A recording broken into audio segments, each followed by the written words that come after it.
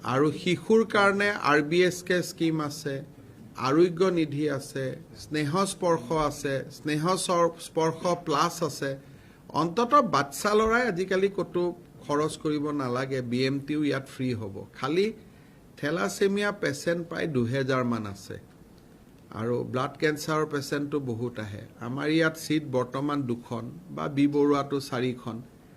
ইয়াতো কেঞ্চাৰ হস্পিটেলত আৰু যদি 8-10খন পাওঁ, লাহে লাহে ইয়াতে মোৰ দৃষ্টিত 20-25খন চিট হ'ব লাগিব।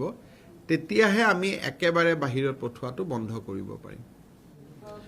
আৰু শিশুৰ কাৰণে RBSK স্কিম আছে, আৰোগ্য নিধি আছে, স্নেহ স্পৰ্শ আছে, স্নেহ স্পৰ্শ প্লাছ আছে।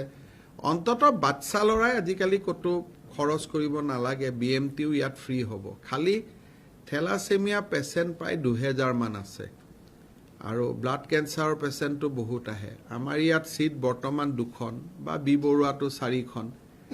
ইয়াতো কেঞ্চাৰ হস্পিটেলত আৰু যদি 8-10খন পাওঁ, লাহে লাহে ইয়াতে মোৰ দৃষ্টিত 20-25খন চিট হ'ব লাগিব। তেতিয়াহে আমি একেবাৰে বাহিৰত পঠোৱাটো বন্ধ কৰিব পাৰিম।